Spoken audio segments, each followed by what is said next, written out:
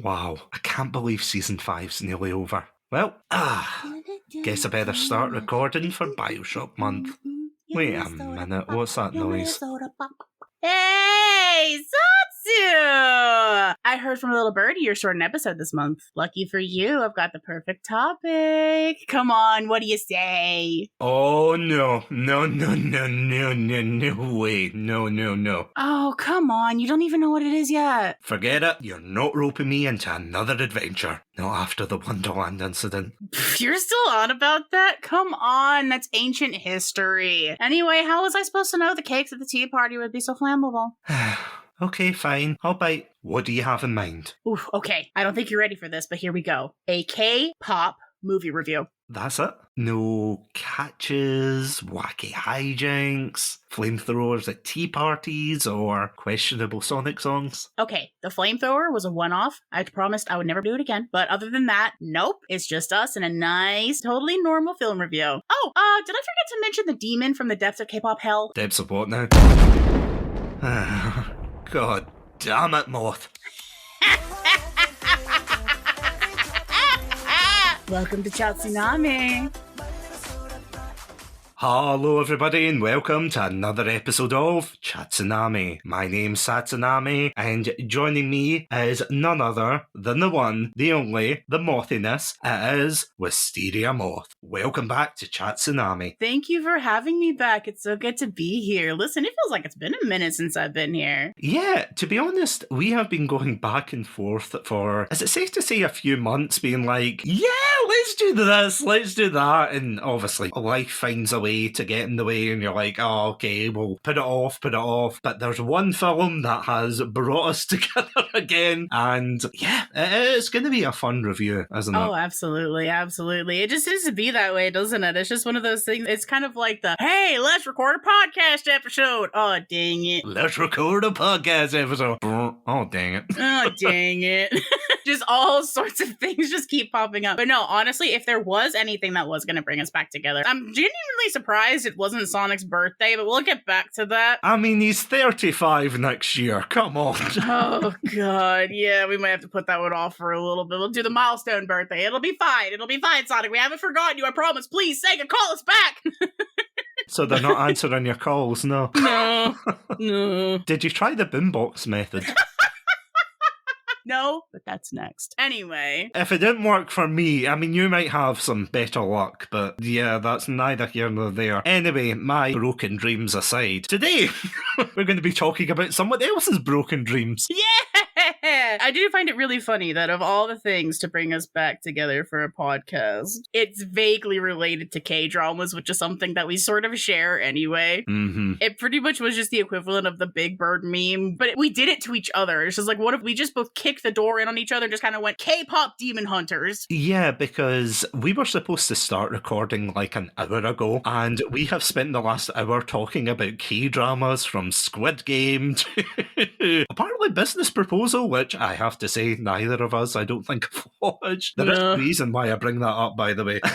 So just randomly. But yeah, of course, as you said there, today we are indeed going to be reviewing the surprising, and I'm going to say that in the nicest way possible, surprising K-pop Demon Hunters film, which I have to say, I remember flicking through Netflix, and obviously it was a good couple of weeks ago, and I saw that it was advertised that it was going to come out. I'm not going to lie, see, initially when I saw the film, or I saw, the poster and bits of the action and things, it didn't really entice me to begin with, but there was one part of that trailer that utterly sold me in a second. Mm-hmm. But before I go on to that, what was your exposure to this film? Did you know it was coming out, or? Believe it or not, I did. Really? I did, yeah. And Wow. The place that I found them out the most about it was TikTok, of all places. They pushed so much advertising on TikTok. Like pretty much every other video, I felt like I was getting somebody talking about K-pop Demon Hunters or an ad from the official TikTok page itself, multiple different Netflix accounts from multiple different countries. I'm just like, damn, they are really saying that this is aggressively me-shaped, and you know what? They were correct. They were entirely correct. They got me hook, line, and sinker. I have to say, when I saw the trailer for it at the very beginning of it, I thought, all right, this is kind of cool, and it was very much that Sony animation type animation, which I know sounds very weird to say. It was that, and I don't know the official name for this type of animation, but you know the Into the Spider-Verse type animation? Yes, I know exactly what you're talking about. It's like the delayed frames, isn't it? It's just like everybody's animated at different FPS. And don't get me wrong, I live for that. Easily one of my favorite aesthetics to come out of these last few years. And it really started with the Into the Spider-Verse films. That's the first time that I can think about it anyway. But then you saw it again. It started happening in games as well. The most recent example I can think of for the games being the animation styles in South of Midnight, which if you haven't played it yet, oh, please do. It's so good. But it has that very same sort of slower FPS animation that I love. I just think it's so beautiful. But yeah, when I saw the action and everything, I thought it was a good looking film, but it seemed like it kind of came out of nowhere. And again, I was not sold on it. I was like, right, it seems like a generic, these idols fighting demons, probably finding their way in life, which they do in the film. But it wasn't until, ironically enough, the Saga boys came on screen, and the idea of a demon boy band popping up and fighting them was just so hilarious to me. I was like, this is actually the greatest idea I think I've ever seen. I have to watch this film now.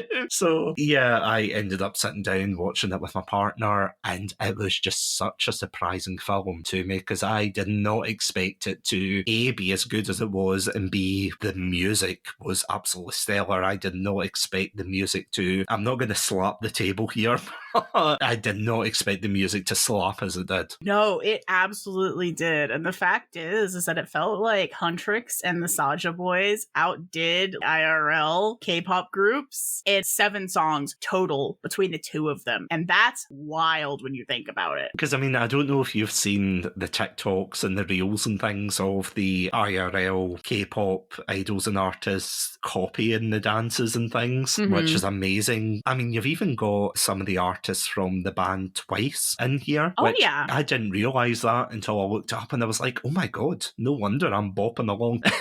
But yeah, and the thing is, I'm not a K-pop girly. I listen to a few errant songs here and there. Like, I listen to a little bit of SHINee. I guess you could say the closest thing that I've actually gotten to listening to quite a bit of K-pop, of all things, is KDA, which again is not a real idol group. It's just League of Legends at that point. So I was never much of a K-pop girly, so I don't know a lot of the names attached to it, but holy shit, the soundtrack slaps. Oh, 100%. It's so good. And for what? For K-pop Demon Hunters. Quite literally. Like, they didn't have to go that hard, but they did. Holy. Yeah, because it's surprising that we now live in an age where Disney's animation, and especially Pixar, is taking an almost back seat compared to other studios coming out, because you've got DreamWorks coming out with some bangers, you've got Sony coming out as well, Illumination. It's kind of surreal to see, because usually you would be expecting Pixar to come out with something like this, but how's Elio doing, by the way? Eli who? Anyway. Exactly. Elio, no. Oh, no. Sorry, was that too cruel? God damn it. That was my takedown. Oh, God, no, it's begun. Oh, it's going to be a long episode, Oh, guys. it's going to be a real long episode. Have fun editing this later, by the way. Oh, I can't wait. I'm a visual editor. I just see the audio peaking and I'm like, right, turn down the audio. Oh, I'm so sorry. I've got to be hell to edit then. Look, all I'm saying is my own fault for making friends with people who have the heartiest of laughs, okay? The amount of peaks and valleys. It's like the Mount Everest of audio peaks here. Like, the fact is, I'm looking at my own audio track right now, and I'm already seeing the peaks, and I'm like, oh, have fun. It's going to be great. 10 out of 10. Have fun, my guy. That's all you. Enjoy. Ooh, I can't wait. On that note, though, shall we dive into... I was going to make a joke and say dive out of this plane and see why K-pop Demon Hunters is so good, but I wouldn't recommend doing that, so let's just strap a parachute on. Yeah, I was going to say, don't try this at home, kids. We're trained professionals, kinda. Speak for yourself. Jesus. I've been doing this for 5 years, and I'm still like, I don't know what I'm doing. It's like, ugh! Father help. Father help! But yeah, let's get to it. Let's get to it. And yeah, as always, we'll be right back after these messages. Welcome to Chatsunami, a variety podcast that discusses topics from gaming and films to anime and general interests. Previously on Chatsunami, we've analysed what makes a good horror game, conducted a retrospective on Pierce Brosnan's run as James Bond, and listened to us take deep dives into both the Sonic and Halo franchises. Also, if you're an anime fan, then don't forget to check us out on our sub-series, Chatsunami, where we dive into the world of anime. So far, we've reviewed things like Death Note, Princess Mononoke, and the hit Beyblade series. If that sounds like your cup of tea, then you can check us out on Spotify, iTunes, and all good podcast apps. As always, stay safe, Stay awesome, and most importantly, Stay hydrated. Greetings! My name is Robotic Battle Toaster. You can find me over on Twitch and Discord. More social media platforms to follow. I play a wide variety of both multiplayer and single-player games on PC. You can even pick what games I play over on my Discord channel. My channel is a place to chill out, nerd out over video games, and have some fun back-and-forth banter. I hope to see you there. Now, without any further ado, back to Chatsunami. Ta-ta! Not gonna lie, I genuinely thought that was a parachute. I didn't realise that was a backpack. My neck and my legs are hurt. Oh, sorry, we're back. Listen, to be fair, it's a really easy mistake to make. They look very similar. Anyway! Yeah, I mean, very true, but the snacks are gone. They kind of broke my fall. That's it Oh, there. dang it. You've got no more snacks for the rest of this review. Damn it. Whatever shall I do? You can start by reviewing K-Pop Demon Hunters. Yeah, actually, let's get to it. Seeing as you are the resident expert of this film, would you like to summarise for the Pandalorians listening at home wondering what the heck a K-Pop Demon Hunter actually is? Okay, I didn't know that I was the resident expert here, but you know what? I will do my best to enlighten the masses. Right, so I have to figure out how to explain this in such a way that doesn't go into all the nitty-gritty of it. So baseline, right? Demons, real, bad, take souls, hurt people, not very nice. Magical girls appear, pretty voices. No, I'm not gonna do that. Are you slapping a whiteboard right now? That's pretty much it. I'm like just drawing a flow chart of events. Being like fire bad, water good. Okay, Avatar.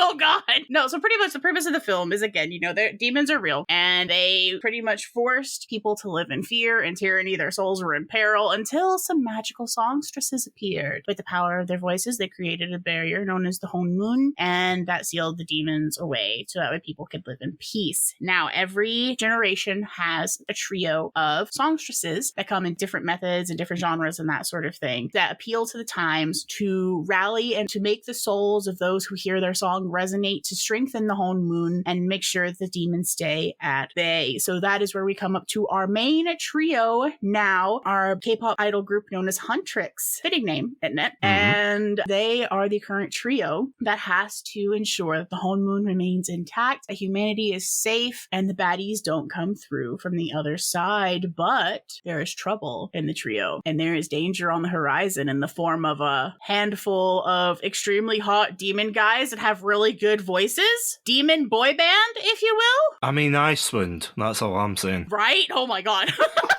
But yeah, it's like popcorn eyes. We'll get to that in a second. But now our intrepid heroes have to find a way to not only connect the hearts and souls of the people around them to make sure that the Hone Moon stays intact, but also connect with each other to understand each other better as friends. Yeah, couldn't have summarised it better myself. That's why I asked you. I've really got to stop saying that, you know?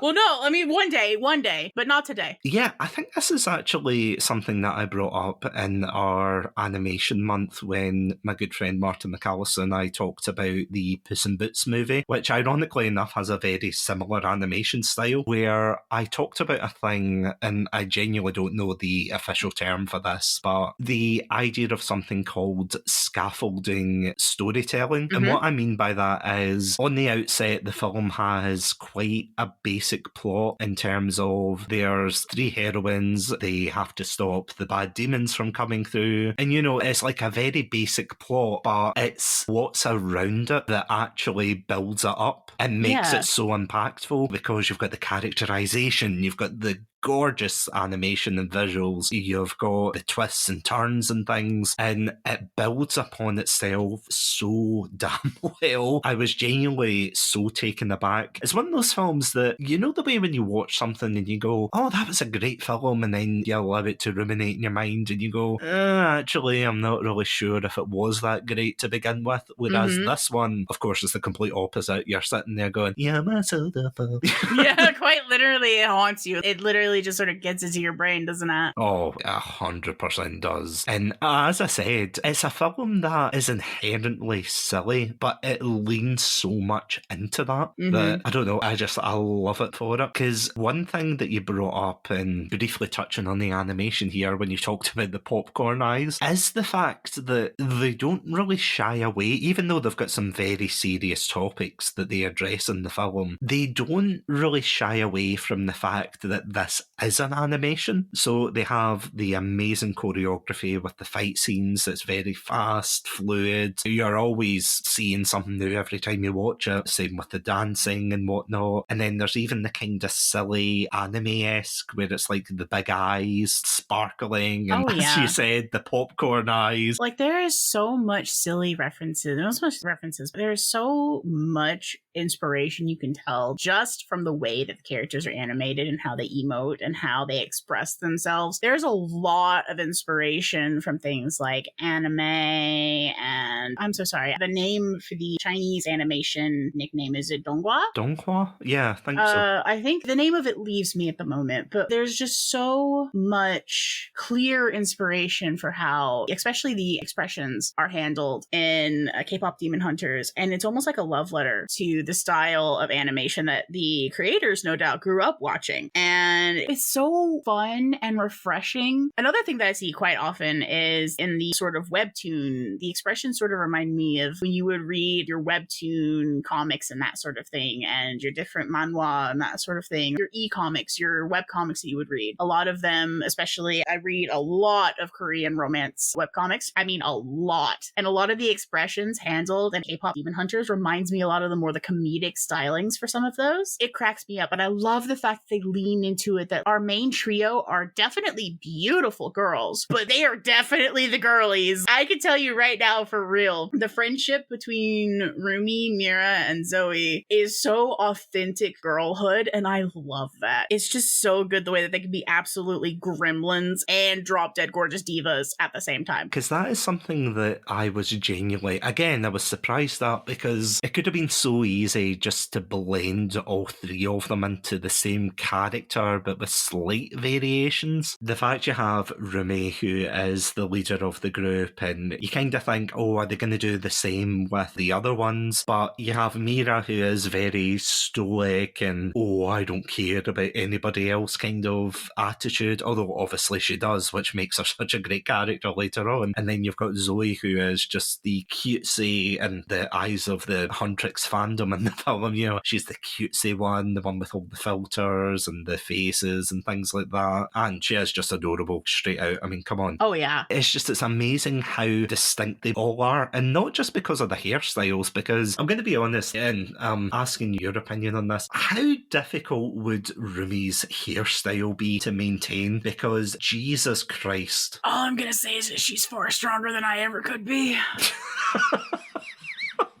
Hair that, like, listen, I have some pretty long hair. I could not imagine having hair that long. It's no wonder she keeps it in a braid 24/7. Unironically, it is no wonder she keeps it in a braid 24/7, because my God, how else would you handle it? Because one of my favourite TikToks that I saw of that was a lot of people who, of course, because of the popularity of the film, they are cosplaying as the characters. And one person was saying, oh, how do you keep the hair together as Rumi?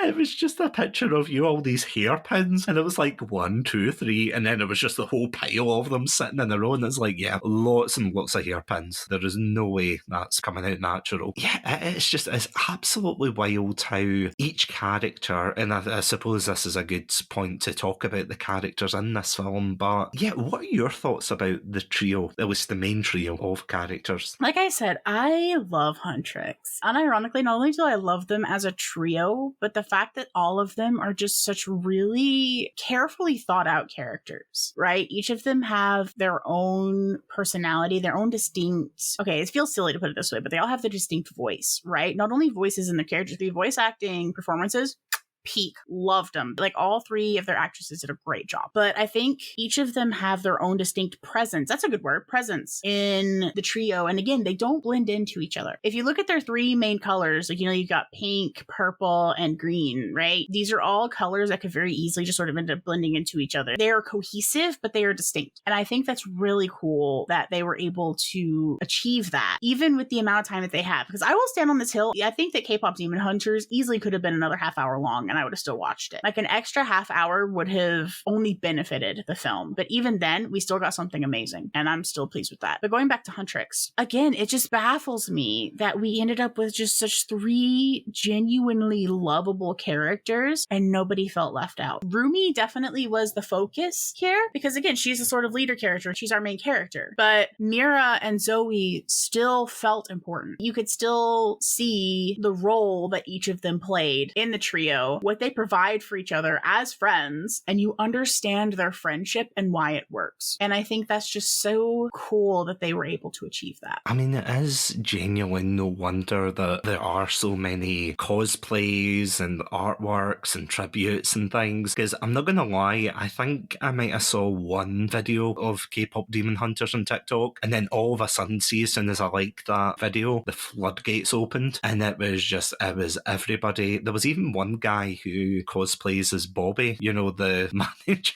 of Hundreds. Oh yeah, Bobby. We love Bobby. Somebody actually brought this up, which, and I have to say, maybe I've got too much Perfect Blue on the mind here, but they praised the fact that he was a positive manager, that he cared about the Huntrix's well-being rather than being quite a pushy manager, which they easily could have done. They could have been quite stuck up and, oh, you have to do this or else you're off the tour, blah, blah, blah. But he was genuinely a sweetheart to them, wasn't he? Oh, I know. He was legitimately just, unironically, just a genuinely good manager. And that's rare, holy. And he cared about the girls. And I think that was what's important. He genuinely cared about his girls. And I love that. Yeah, which brings us onto the flip side of that coin, which, of course, is the Saga boys. Oh, the Saga boys. They are the reason that I cannot get that damn song out my head. And I'm speaking as if they're real, but you know what I mean. I mean, at this point, they may not be real physical men, but they are a movement. They were real to me. They were real to me. But no, unironically, what a way to enter. And I think the Saga boys were just such a great juxtaposition to Huntrix, right? And I love that. Something that I found quite interesting when I was comparing them, and something that we're both talking about there, that you can see how developed the Huntrix trio is. You've got Rumi with her insecurities, you've got Mira with her stoicism, and then you've got Zoe with her bubbly nature. Funny enough, with the Saga boys, there's not really much development in terms of characterization, all with the exception, of course, with Jinyu, who is the leader of the pack and obviously has the most development because he is the primary, I don't want to say antagonist, but the kind of anti-hero, as it were. Whereas the other ones don't get as much development. There was even a famous YouTuber called ProdZD, I think so, yeah. He voiced the Abs Saga, apparently, because he said he was in the film and he voiced like a prolific character. I mean, he's done a lot, because I think he did I can't remember his name, but the dwarf in Delicious in Dungeon. Yes, oh my god. Sinshi, my beloved. That's the one, thank you. I'm glad you're here. But, also, Delicious in Dungeon Pod win. Anyway. Yes, adding to the list. Adding to the list. But they don't get a lot of characterization. They're kind of just there as the lackeys, the henchmen, with some very noticeable attributes, like literally he's credited as Abs Saga. He's not got a real name or anything. Abby. His name is Abby. Oh, excuse you. Oh, okay. I mean, see what I mean, though?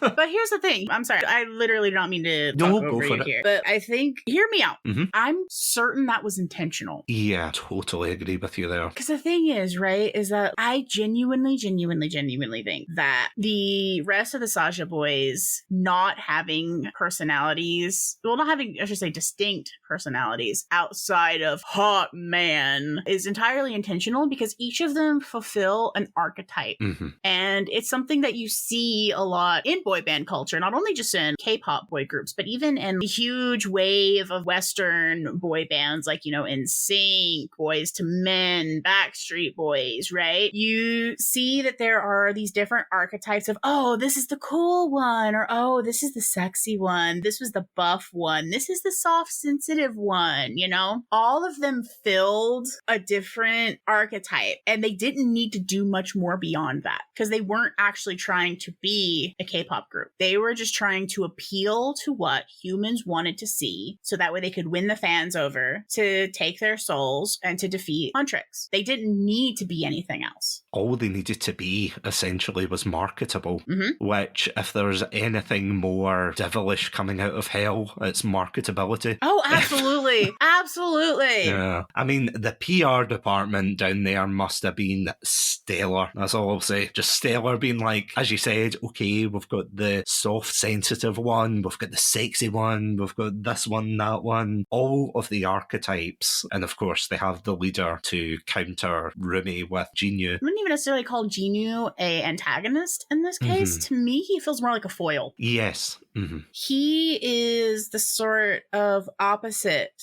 of Rumi because, well, I think that we probably get into more of the plot about this later, but Jinyu, even from the start, never felt like a villain. He felt like somebody who was very clearly in for himself. Even Jima, the main villain, expressed doubt in Jinyu's idea, saying, like, you've never done anything that wasn't benefiting you. What's the point here? That, to me, doesn't necessarily make somebody a villain. Again, it makes them more of an anti-hero, and in this case, again, I do think that Jinyu was literally there to be a foil for Rumi, and it worked out swimmingly. I have to say, I absolutely adored to see the relationship between Jinyu and Rumi. I mean, that is the romantic inside of me. All those K-dramas that I've watched that have very, well, I say happy endings, but they take a millennia to actually get to that point where they're just holding hands. The slow burns are going to be the death of me. Yeah, same. Without spoiling the end, I was reading some of the negative reviews of this on IMDb. See if you want to laugh, genuinely go read them. It's literally things like, that was it? An hour and a half just for that to happen at the end? Oh, God. It's just one of those things. It's like people who sort of know the genre already are just kind of like, first time.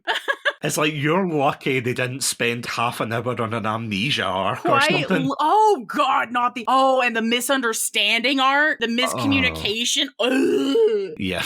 You okay there, Chief? No, listen, I've dropped so many manhwa because of a miscommunication arc that goes on for like 30 episodes. It's so true, though, I'm isn't like, it? my brother in Christ, please. Get to the point. Talk to each other. We just need to edit you into all of these dramas. It's like, come Quite on. literally. I will just get in there just like, you. That's not what he said at all. You. Stop being so down on yourself. No kiss. No kiss. No. Bad. Just go in there just with the squirt bottle. You're both being stupid. Talk to each other. Why am I moving in slow motion? Why am I sponsored by Subway all of a sudden? Oh no! Oh no! Oh! Pandalorians at home. This is no laughing matter. It really isn't. This is a very serious topic. Someone close to you may be sponsored by Subway. Please check on your loved ones to make sure they aren't sponsored by Subway and or about to get into a tragic accident in slow motion. Please go check on them. This disclaimer was brought to you by the apparent K-drama sub-series of Chatsunami. Also, never go across a crosswalk when you're having an emotional crisis. Don't do that in real life. What? Literally! Listen, you can get absolutely across the street, but make sure that the lights are red for traffic and the lights for crossing is green. Look both ways, please. I beg. How of curiosity, have you ever seen the British advert? It was years and years ago for road safety, and it was like two hedgehogs. No, I haven't. I think it would be right up your street, and not just because you're a Sonic fan. Oh, God. I'm going to have to look this up. It's been drummed into us as kids to look both ways. So if we can do it, these characters in a South Korean drama can definitely look both ways before being hit and lingering in the air for about 20 years. But anyway, back to K-Pop Demon Hunters. Fortunately, there is none of that, and that is something that, I swear to God, it's a long way for a shortcut with this point here, but there is none of that, which I absolutely love. It's so good. Honestly, they just cut the fat off of it. They're just like, okay, here's the point. And although they do the back and forth of, I like you, I don't like you, there's a reason behind it that it leads on to this perfect smorgasbord of conflict between them. And can I just say, honestly, another thing that go on here between like those sort of romance thing, right? Can I just say that I love the fact that Jinu is a goofy motherfucker?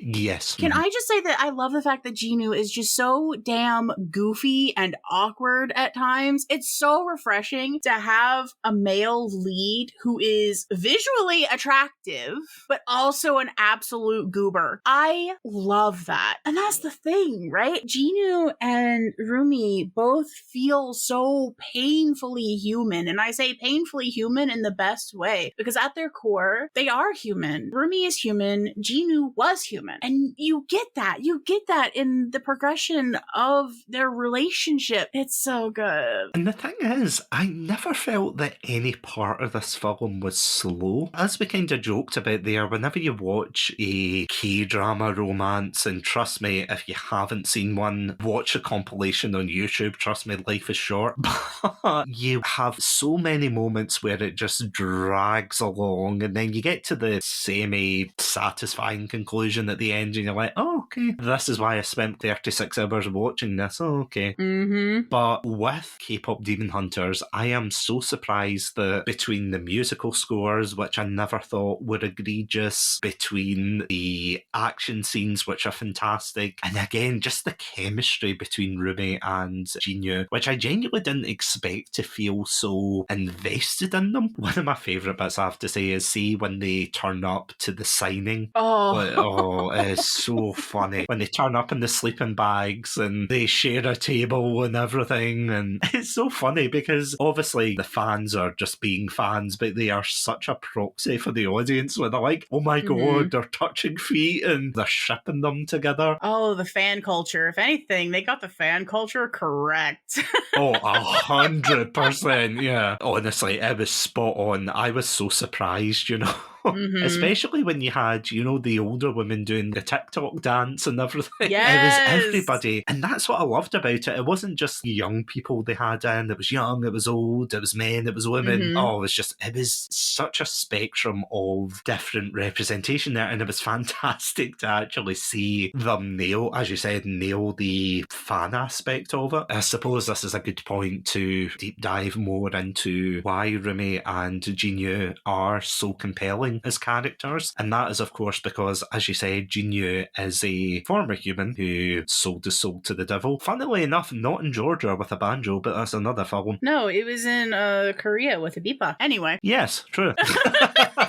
Was it a golden one, but still? No, it wasn't a golden bipa, but still. Also, okay, I am the whitest of white. I have little to no culture of my own. But one thing that I absolutely love, and is part of the reason why I enjoy things like K-dramas, C-dramas, I watch a lot of anime. I've been recently trying to find some telenovelas to watch, just for finding rings. Because the thing is, K-Pop Demon Hunters at its core was a passion project. And you can see that it was a passion project. And the way that the culture is depicted in the film is just so beautiful. And if anything, it makes me want to learn more about it all, especially the cultural dress, a lot of the ornaments that they would wear and that sort of thing. Again, just the historical value that comes from it as well. Because one thing that I really appreciate, the fact that they were just so clearly invested with portraying the culture, their culture, so beautifully that by extension, a lot of the K-Pop Demon Hunters content that I've been seeing on places like TikTok and Reels and that sort of thing is people bringing up references to Korean history and talking talking about how certain things in the film could definitely be references to actual Korean groups that had great influence in that sort of thing, musical groups that had great influence. And then, of course, Jinu's character being greatly influenced by the fact of who he was in the time period in which he was born, you know? And that to me is just such a beautiful way to display a culture that not a lot of people would have been exposed to before. And I think it's just such a beautiful way to just look at it all and to really just absorb it and to be exposed to it, right? It's just,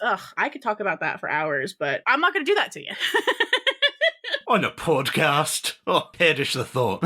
Listen, I'm trying to spare you the editing time, okay? Okay, true. Let's move on. That is actually a really good point. Thinking back to all the K-dramas and, you know, shows that I've watched, you always have to try and find that one show that is quite accessible. If I was introducing someone to K-dramas or, you know, romance, that kind of thing, maybe something more entry level like Crash Landing on You or something like that. But for K-Pop Demon Hunters, this is definitely the perfect entry point because, as you said, it showcases the culture of South Korea wonderfully. It doesn't do it in a way that it seems like you can't relate to any of it. I feel as if everybody watching this can relate to the characters, their struggles, the fact that it feels so universal yet so unique. It's like, you know, it's set in Korea. You know that a lot of the iconography that they use, like, for example, the goofy lion spirit and the crow that they use, because they are very much rooted in mythology. And something that I genuinely didn't know until I looked up the trivia was the fact that the Saga boys are based on Korean folklore of these Grim Reaper type figures who escort the souls of the dead back to the afterlife. And of course, the way that they're depicted is exactly how they're depicted without their boy bandiness, because if they looked like the Saga boys many hundreds of years ago, I think there would be some very thirsty historians out there. Oh. Not gonna lie. Oh yeah. But I think it's also really funny is the fact that the Saga boy's name, just from what I understand and what I've sort of gleaned from the content that I've consumed, is that the Saga boy's name is a pun. And it sort of dually references the fact that I don't remember the root word, unfortunately. But that's why the Saga boys' fan group is called the Pride. Join the Pride is because the Saga is in reference to a lion. But then of course Saga is also used to be in reference, like you said, the Grim Reaper spirits. And I think that that's just such a clever way to sort of tell you exactly who you're dealing with. If you are Korean and you're familiar with the language and the culture, then you're going to get the pun immediately, which I think is so damn clever. And if you're like us, if you're not Korean and you're not really immersed in the culture and that sort of thing, it can be a fun little bit of trivia for you to find out, for you to learn about it. Also, fun little aside, did you know that the tiger and the magpie have names? Really? They do. Wow. They do actually have names. Do you want to know what they are? Or do you want to save that for later in the segment? No, go for it. Okay, so the tiger is Derpy and the magpie is Sussy. Oh, that's cute. Yeah, they're really cute because, of course, the tiger is Derpy and the magpie is always suspicious. So he's not a fan of Among Us then? No, they call him out. The bird vented! I saw it! I saw him go through the portal. Raise the horn moon. Raise the horn moon. Anyway, my fan fiction aside here. Oh god, thank god I wasn't writing this song. Anyway. Oh my god, right, holy. Honestly, the designs and the thought that they actually put into them. As you said, you know, they could have easily had very generic, oh look, we are demons and everything in a very surface level, just got a very generic design of these demons or Korean demons as a whole, but the fact that they actually put in the work to say, right, we want it to be, well, relatively authentic, because again, I don't think there's any history of Korean demons creating a boy band, but at the same time, I laugh and think, oh, it's such a silly premise, but that's what hooked me in the first place, the fact that it is something that you think, I want to see how this goes. You know, I want to see where they're going to go with this. I just absolutely love the complexity and the depth of this film because, as you said, Jinu is practically a bard, isn't he? Mm-hmm. He's an unsuccessful bard. He makes a deal with the literal devil. And again, this is going into into spoiler territory, so the last bit of this review, but he makes a deal with the devil, and initially when he's opening up to Rumi, he says how, he had a family and everything, but then because of the deal he made, that unfortunately he had to leave his family behind, which was a big old porky, and he practically traded his old life of poverty and misery for a life of luxury and the palace and everything, which is an absolute gut punch when you find out about it. Oh yeah. And the fact is, Jinnu lied to Rumi. But one thing that I think that's just so masterful about that decision, that character decision that he made, is the fact that Chima gains control over demons by exploiting their shame. Jinnu is ashamed of what he did. So of course he's going to lie to Rumi when he meets her. Of course he's going to paint himself in a more pitiable light. Because one, at the beginning at the very least, he is inadvertently or intentionally manipulating her. But as they get closer and as they get to know each other and he starts to realize, wait, being around her is actually helping me, that shame starts to ebb. But the new shame that replaces it is the fact that he's not being honest with her. And I think that the decision that he made to tell her the truth, as it were, afterward, the way he went about it makes entire sense. Because, again, he is fully expecting her to be angry, and she is. But the fact that he did deceive her at the start, his story wasn't entirely incorrect. Just one minor detail changed. And that was the source of his downfall. It was the source of what made Jinnu Jinnu. It was just one of those things that's like, what a masterful choice that was. Just one small lie of omission tells so much about Jinnu's character as well as Jima's influence. And again, I've kind of brought it up earlier to say they could have easily just made this very generic K-pop Demon Hunters versus the Demons of Hell and things like that. And that's honestly what I thought we were going to get in this film. I genuinely thought that's all it was going to be. It was going to be quite generic and, believe in yourself at the end. But what I loved about it was the fact that, not even Jinnu, although that is absolutely fantastic, that they took the time to develop that antagonist. Not antagonist, but you know what I mean, that foil, as you said perfectly. That Rumi and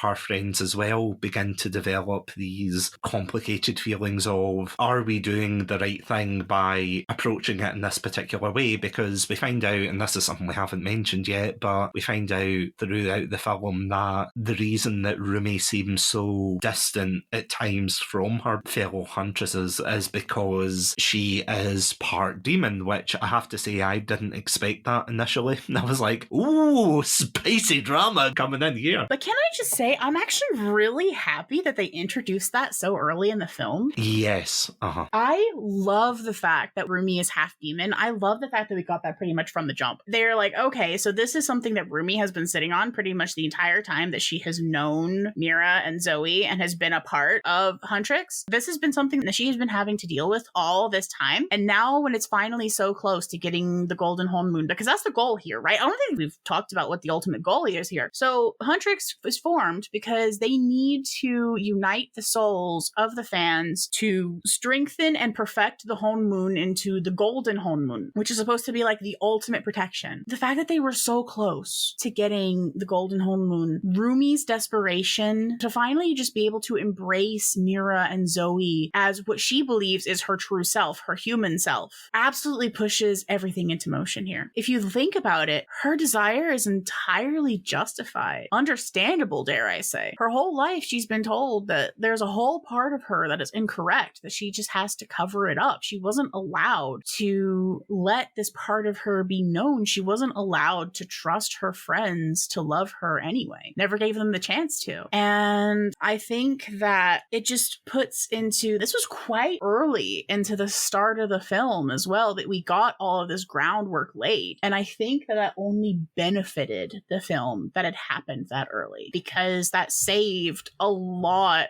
of exposition and backstory building that takes up quite a bit of the second act of the film, as it were. Again, it just sort of sets up Rumi's development in this, because the thing is, Mira and Zoe have always been resolute. They always knew what they were supposed to do. They had no problems. They had no qualms because they didn't know. Rumi was the one that wasn't resonating. She was the one that wasn't completely on board. If anything, before she met Jinnu, the reason and learned his story, the reason why she was so gung-ho about everything and pushing forward like the release of the new song golden that was supposed to give them the golden moon and everything like that, right? It's because her voice started to break. In her desperation, she wanted to push forward and to get everything done just so that way she could finally feel like she wasn't lying to her friends. And in that situation, it puts Rumi and Jinu in a very similar boat. Oh no, 100%. They're two sides of the same coin. They're both ashamed of the perceived negative aspects of their lives because Rumi thinks that she is imperfect because of her half-demon heritage and is obviously not helped by her mentor Celine, who keeps saying, oh, don't worry, the golden moon, that'll get rid of those marks and everything just fine. And all will be swell. Yeah, and that is a horrible thing to say to anyone, especially a child growing up in Especially this. your niece, your own niece. Like, that is your sister's daughter. Mm-hmm. And you can barely look at her without her covering up her marks. Like, holy. And I think it's quite a serious topic, as a real life topic to address in something that seems so inherently silly. You know, this idea about identity and people growing up with parts that they don't like about themselves, you know, and again, it's that idea that this message is so universal. Obviously, we don't run around with demon tattoos around us. Well, not as far as I know anyway. Some people do. I mean, true, but everybody has that part of them that they don't like, they want to be better, and they've had people in their life telling them that they should act a particular way, they should hide that aspect, you know, especially if you're a geeky person, let's say, and someone says, oh, you shouldn't be doing that because you're too old, or oh, because you should be serious, or this and that. And you'll always get people who are going to judge you for things, or they're going to just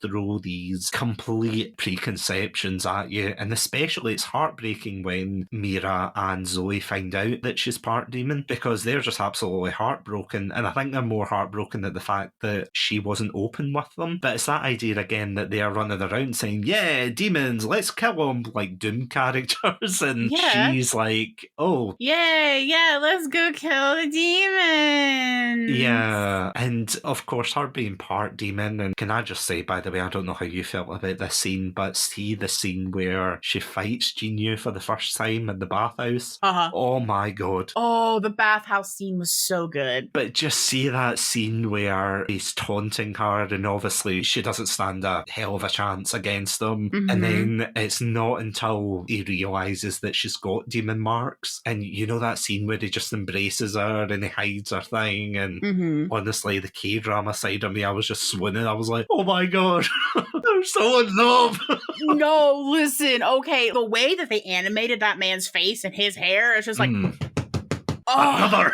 Another. It's so good. It's so good. And it's just, again, my K-drama heart was just going off. I'm just like, yes, male lead moment. As you know from our past episodes, especially from My Happy Marriage that we reviewed as well, we stand a compassionate male lead, okay? Oh, yes. Any male leads out there who are like, oh yes, we're going to look after the main female love interest, absolutely 10 out of 10 in our book. And I know, obviously, later on in the film that gets flipped on its head when we find out the reason for his shame is because he abandoned his family. And see, on the one hand, you know, dick move, let's face it, bit of a dick move. Oh yeah, horrific, terrible choice. On the other hand though, if you think about it back then, and I'm not justifying this at all, but it was probably pretty horrific for Jinyu and his family, and if he saw an out and got those whispers in his ears that, oh, he could have a better life and everything, then it's easy to see why he did it. Again, not morally right, but desperate times call for desperate measures. And let's be honest with ourselves here. His whole family was starving. Yeah. Right? He, his mother, his sister were constantly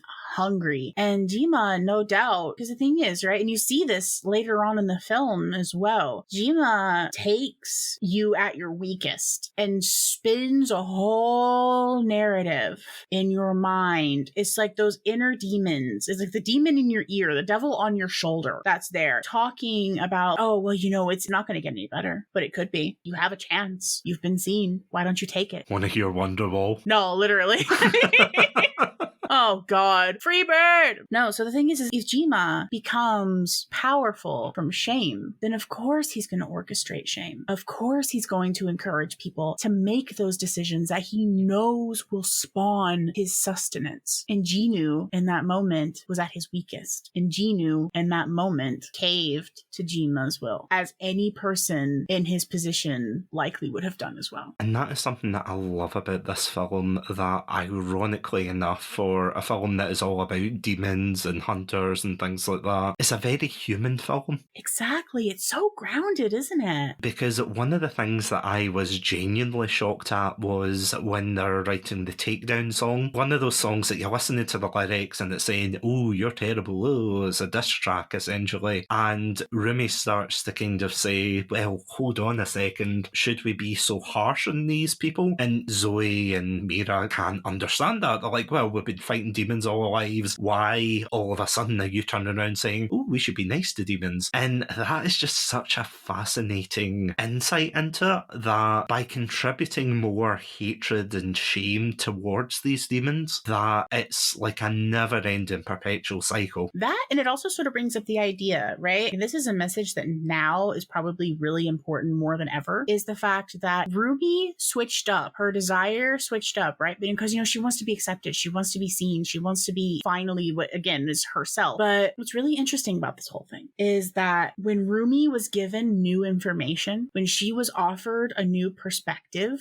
that's when the shift started. Before, when she was able to be all gung-ho about killing the demons, you even see that in the start of the film, the very opening of the film, she immediately calls out the demons like, yeah, we're going to kill you. You have the patterns and everything like that. You're all terrible. We're just going to go ahead and be done with you. Because in her mind, once the golden hormone is in effect, she'll be free of that. She won't have to worry about that anymore. But then suddenly, she has this new perspective. She's been given new information. And with that new information, with that new perspective, her view shifts. Now, do I think that there's something to be said here that are most demons like that? You can see that most demons are definitely afraid of Jima. But on the other hand, there's also a good chunk of demons in the film alone that do seem to relish on those more hostile tendencies that a lot of them have. One of the biggest criticisms I've seen from the show is, okay, so then why would they introduce this idea that, maybe the demons are prisoners, but then have most of them just seem to enjoy it? Well, the thing is, at that point, it's just Jinu very well could be a minority, even amongst his peers, right? He very well could be just somebody who genuinely just wasn't happy with where he was. And when you're a demon in the underworld being held down by a magical barrier, who's actually going to be happy? But he doesn't relish in taking souls like the others do. And in that case, that makes him an outsider. But the fact is, Rumi has learned now that at least one demon like that exists. So now she doesn't know which demons are ones who relish in hurting people and taking souls, and which demons aren't and are only doing it to survive. And that's where her hesitation comes from. And again, I think that sort of message of it's okay for your world view to change when you get new information is so big right now. Because, it does reflect real life as well. The fact that you are going to get groups out there that are very hateful and things, and to suddenly turn around and meet hate with hate and everything. And,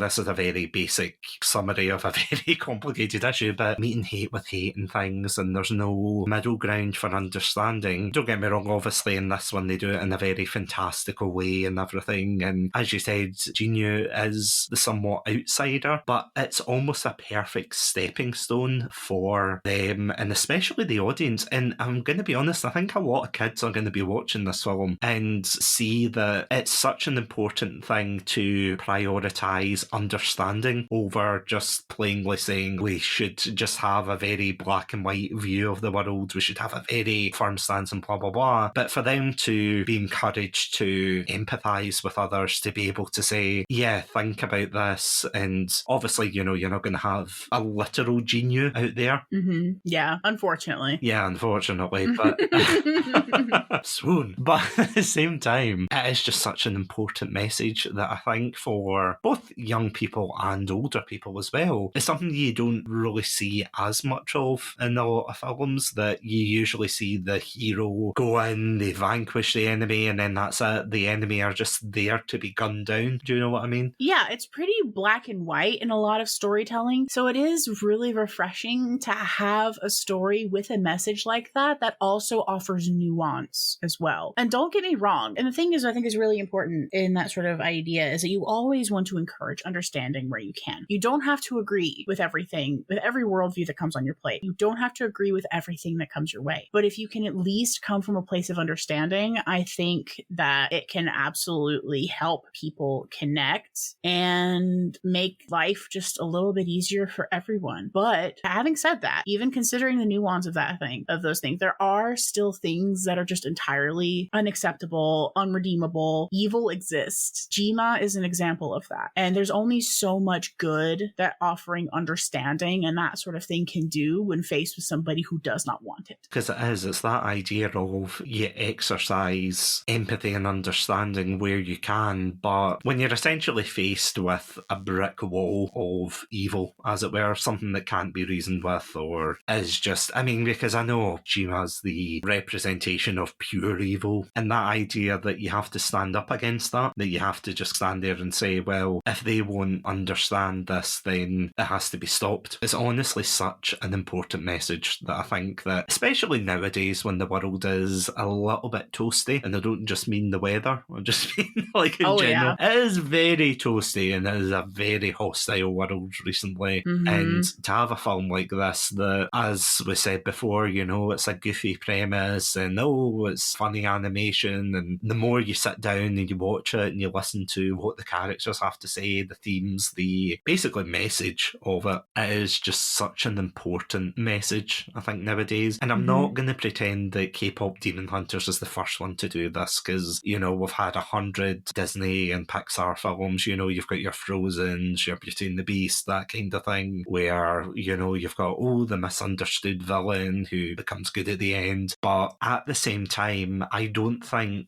just because it's been done before, I don't think that people should stop doing films like this, because it is an important message. I feel as if it is something that they have to, again, I'm not saying they have to keep doing the same thing over and over again, but it doesn't hurt having the same film again once in a while. Again, it's not an original concept. Like you said, it's an idea that's been discussed before. But I think that, again, this is where I feel like that the film would have benefited from having more runtime. Even with the time that they had, you were still able to understand everyone's point of view, where everyone's coming from. And again, this idea of trying to bridge a gap of understanding is just such a great message. It really is just such a great message. And it's one, again, that's so direly needed, especially nowadays. It's just so good. It's just so good. I'm sorry, my thoughts were a little bit jumbled there. But for a film with such, again, like you were saying, such a fantastical concept, you look at it in its core, it's a fantasy concept, a little bit goofy in practice and that sort of thing. But at the same time, it's still so grounded. And for a film to be able to do that is just remarkable. It's so good. So what you're saying is you can't wait for K-Pop Demon Hunters 2. Exactly. But at the same time, I kind of hope it doesn't get one. Yeah, same, to be honest. If they did expand on the story, I'd rather a spin-off. Because I kind of hope that they don't do a sequel, because it was left off at the perfect moment, I feel. As you said, it'd be cool to go into the past, maybe, for a different group, or even in the future, or whatever. I would love to know the story about Rumi's parents. I would love to know what happened there, because they say that her dad is a demon. If Rumi's mother loved a demon, then there's really only one of two logical explanations there, right? So either Celine in her grief is going through some major cognitive dissonance and doubling down on the idea that all demons are bad, where Rumi's father was like Jinu, or Rumi's father deceived her mother and didn't tell her she was a demon until Rumi was born with the pattern. And those are two very different outcomes. And I would be really interested to know how it happened, because either way, on one hand, if it's the latter option, then Celine's hatred is very much justified, because her sister likely lost her life because of that. But then if it's the former and it's the cognitive dissonance, then it's just like, it kind of shows how grief can really skew someone's worldview and how that can end up influencing and affecting the people around them. There's definitely a story there. And that's the thing, though. It's like the more you look at these characters, the more, on the one hand, you do want to know more, but on the other hand, you don't want there to be like I can't believe this is where I'm referencing this, but you know that Megamind TV show where it was a weird, very cheaply made spin-off? There was a TV show? I'm so sorry this is the episode you had to find out about this. You've You've ruined my life. You're welcome.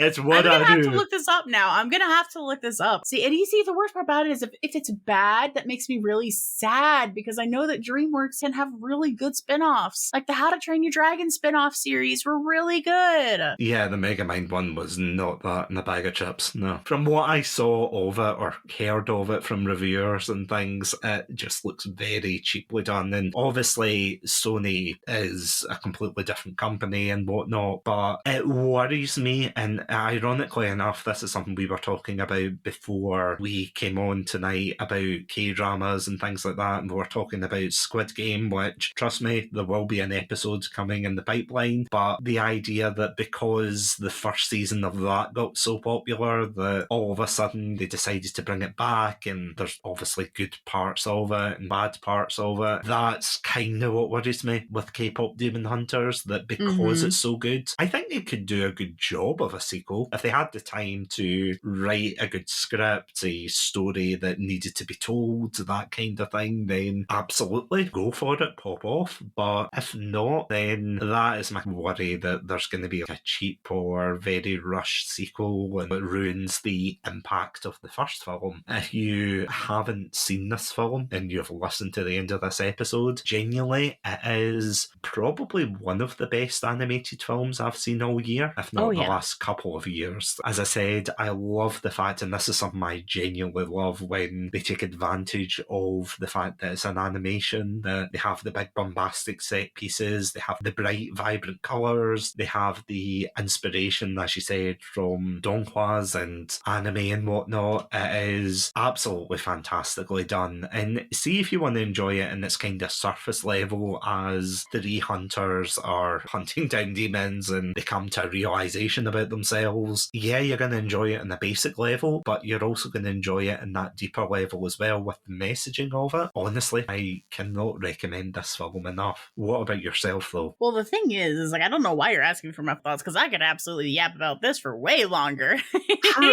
True. Like I said, I think it could have benefited from having more runtime, but it's not so much because I'm like, oh, it was bad and it needed more explanation. I just think that there were some things that you could have had more time to flesh out, but on their own, were still fine. And I thoroughly enjoyed the film overall. Like I said, I watched it about 5 to 6 times. It became like a comfort film for me because the ending, because we haven't even covered the music yet. True, actually. No, the music is absolutely incredible, though, because as I said, it was some of the artists from Twice who did it. You've got Golden, which is absolutely spectacular. You've got Soda Pop, as we were half joking earlier about. You've got Takedown. Honestly, there is not one single song in this film that I would say is bad. You know what? I'm going to put you in the hot seat for a second. Tier list. For the music, for the songs. Do you know, I would probably put Takedown relatively at the bottom. And again, when I say at the bottom, that's not saying that it's a terrible song, because all of these are, ironically enough, golden. Yeah, they are. Because, I mean, my top 2 are definitely Golden and Soda Pop, because Soda Pop is just an earworm song. It's that very stereotypical boy band song. Yeah, it sure is. Oh, absolutely. It's amazing. I love it. But This Is What It Sounds Like, that is a great one as well. I love Free as well, because that is just such a beautiful song and a beautiful sequence of them running over the rooftops and things. Oh, the Free sequence is just so good. Beautifully animated as well. That would be my tier list, I would say. I mean, there's How It's Done, the very first song. What an opening, man. What an opening. Oh, it's great. As much as I joked about jumping out the plane. It is such a impactful beginning that they've got the lower dump and then the like. Anyway, here's 3 amazing idols kicking ass. Just casually aura farming. Pretty much. Being just so effortlessly cool. Like they're literally on a plane that's falling apart. I'm like, oh, this is just Tuesday. You know, Ramyun and just, yeah. Pre-show Ramyun is such a mood as well. And unironically, can we just say that we need Huntrix Ramyun cups? Like, please, merch. Do it. Do the thing. Give it a couple of months. Please. I'm sure they will be. It'll be like the popcorn buckets of Netflix. Oh, God. It's like, hey, do you want to eat a Ramyun out of Jinya? Well, I mean, some people would, but let's not get Some into people that. absolutely would. And to be fair, I would love to see what each of the flavors would sound like because I'm already like an instant noodle girly anyway. I would love to see what the flavors are like. Well, I mean, that and Ramyun is just absolutely fantastic. You know, I've never had ramyun and I really want to try it, but the problem is like I'm a little bit of a piss baby and I can't do really spicy stuff, so I would eat mild. Yeah, it's definitely a lot more spicy because my girlfriend is one of these people who can handle her spices no problem. And when she's struggling with it, I know it's going to kill me. It's like, that's it. I'm just done. I'm cooked. I'm finished.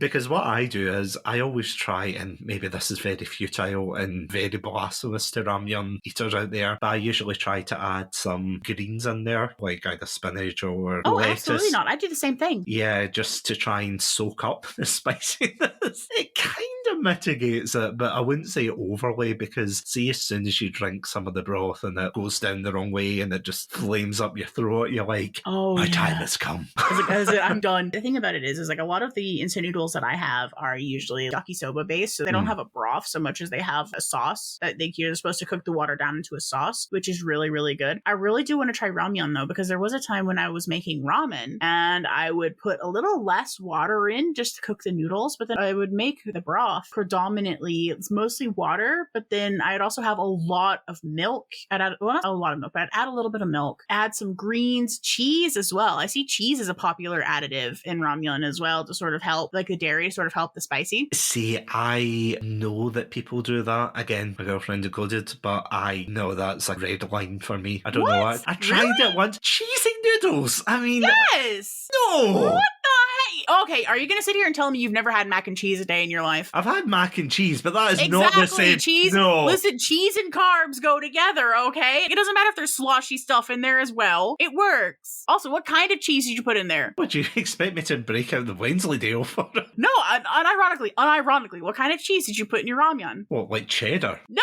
mozzarella. There's your problem. You put cheddar in. It's got to be mozzarella. So how does this feel to be your last episode of Chatsunami, Moth?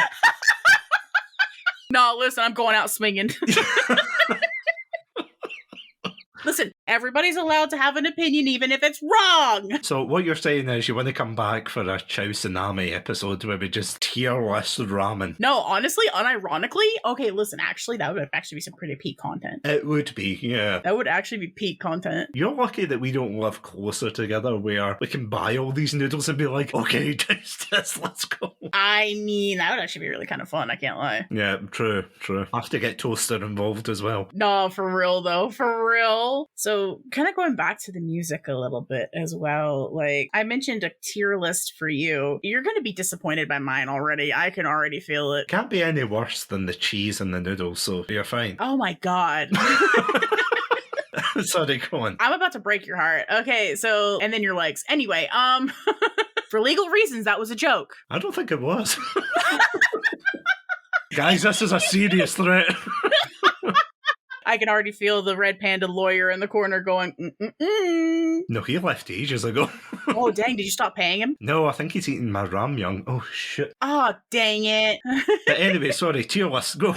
Yeah, 7 songs, right? Number 7, Takedown. I don't get it. I don't like super aggressive music like that anyway. I don't understand the mindset of it, and it's just like, I don't really care for it. Number 6, Soda Pop. I'm sorry. It's a catchy song. It's the same disclaimer that you had for yours as well, right? None of the music in the film is bad, right? Yeah. There's not a single bad song. It's just what's my least favorite. Soda Pop is one of them because again, it's catchy. It's really nice, but it's just not the sort of genre of music I really like. That's fair. The super bubbly, poppy sound and that sort of thing is not really what I'm into. Yeah, I'm the opposite. I'm a poppy boy. That's all I'm saying.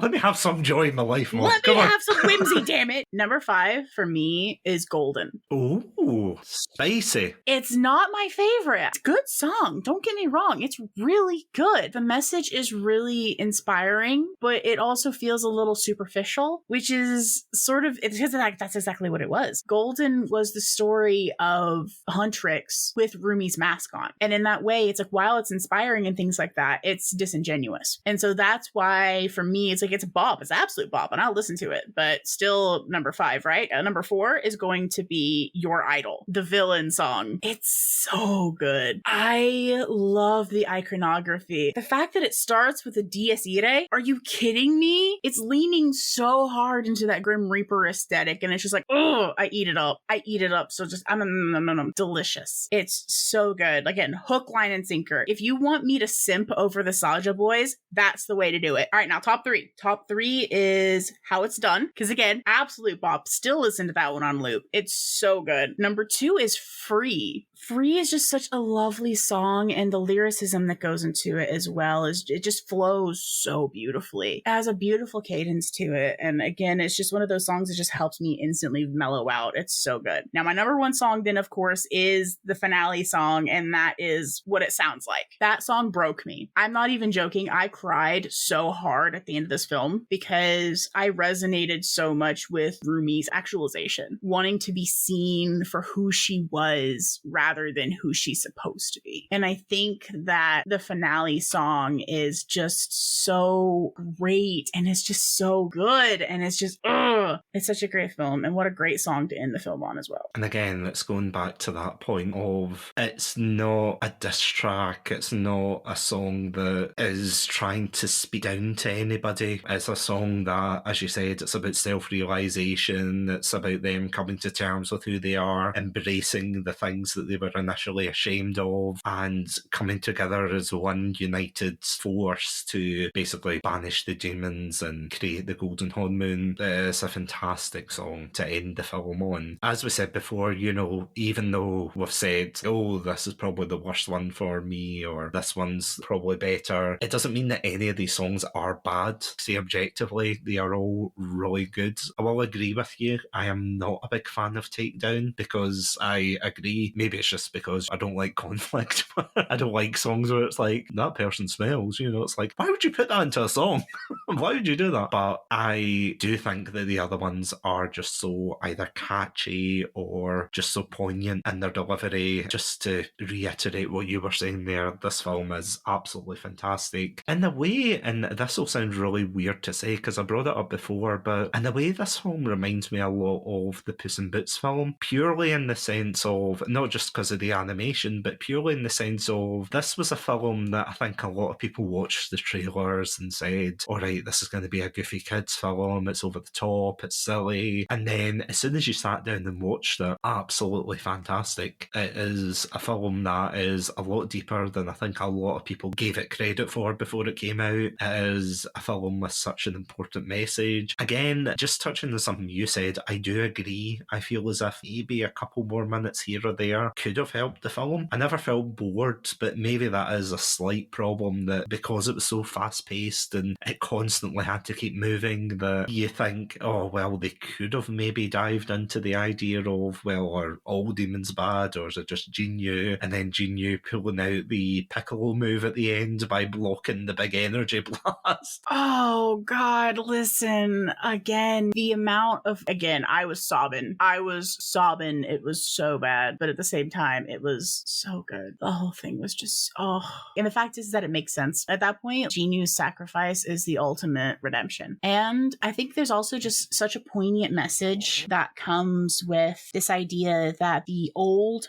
had to be broken down before the new could be established. The old Honmun had to be destroyed before Rumi, Mira, and Zoe could rebuild it, this time with no deception. Everything on the table. And I think that's just such a great allegory for healing, emotional healing, and that sort of thing. Because now it's like Rumi can just live now. She doesn't have to constantly live with this worry over her head that something is going to go wrong, that she's going to be perceived in a wrong way and something is going to harm her. What it sounds like, quite literally, is her, Rumi, and Zoe's friendship in its most authentic form. And it's also an anthem for people who feel broken, who have these parts of themselves themselves they don't like. They want to hide from the world these shadows of themselves. The shame. Shame is such a powerful, powerful negative influence for people dulling their own light and dulling themselves, that people don't ever want to talk about what's real for them because they're afraid of being judged for it. Rumi was afraid she was going to lose everything if her friends knew the truth. And in a way she did. But look at what she gained in turn. The whole moon wasn't golden. It was iridescent like her patterns turned out to be when she accepted that part of herself. Honestly, I know I said it jokingly earlier, but I couldn't have said it better myself. And that is probably the perfect point to end the episode, but of course also to say that anybody listening to this episode going through very similar things, potentially saying that, oh, they don't like this about themselves, that they're quite ashamed and whatnot. I know that K-Pop Demon Hunters is probably a band-aid or plaster on top of a very serious issue, of course, but at the same time, it is so important to see that being represented in mainstream media and to be able to see that there is such a massive community of fans of this film. There's huge fans of the Saga boys, Huntrix. Again, I'm saying it as if they're real people, which technically, if we're talking about the real people behind the film, obviously, but the fact is that it just goes to show how much this film has resonated with people, that people have gone through their own struggles of feeling ashamed about certain parts of themselves or being able to see these characters persevere through these issues. And even though they're using these characters as a proxy, I still think it is fantastic that this film is here. It has created such an impact, and as you were saying for yourself, it is such a good comfort movie for a lot of people. It encourages people to look at the better side of themselves, to say that you're not going to fight hate with hate, you're not going to fight these things by hiding yourself away and being somebody that you're not. You should be true to yourself. And again, while that's not the first film to do it, I still think it does it fantastically. I think the only other addendum that I would make to that as well is the fact that it's like, you don't always have to be the best version of yourself. It's okay to have marks that you're ashamed of. It's okay to have parts of you that are less than perfect, because no one's perfect. The reason why the ending of the film got me so bad is, again, because I'm somebody who grapples with my faults and that sort of thing. I desperately want to be better and I want to do better. And therapy has definitely helped with that. But what has helped with it more is coming to terms with the idea that I don't have to be perfect. And people will see me as I am, imperfect, and love me anyway. That's a massive, massive thing to give someone. And I just think it's such an important message. It's always one of those things like, yeah, just be yourself, just be yourself. But a lot of these messages of this sort of be yourself idea is just like, oh, you always want to be the best version of yourself. Okay, you don't always have to be the best version of yourself. You're worthy of love anyway. And I think that that's just so important. I always wrap up these episodes by saying stay safe, awesome and hydrated to the fantastic Pandalorians listening at home. But I feel as if, as much as sometimes we say it facetiously, like, oh, stay safe, stay awesome, hydrated, that is something that I genuinely always wish for people listening to this podcast, that while they're going through these personal issues, that we're able to, again, I don't have a voice anywhere near like the Huntrixes or Saga boys, or the body, but that's another thing. But the fact is that as long as this podcast can at least shed a little bit of light on somebody's life, and to be able to encourage them and say, even though they're going through these issues, that they're not alone. They can find solace in communities who will either accept them or basically not shame them for who they are. So honestly, you don't really need to hear me say that. Just go watch K-Pop Demon Hunters, because they'll say the message in a lot more of a better animated way and better singing voices. I mean, I can sing Soda Pop right now, but I don't think you want to hear that. I think that'll send the Pandalorians more into depression, so maybe not.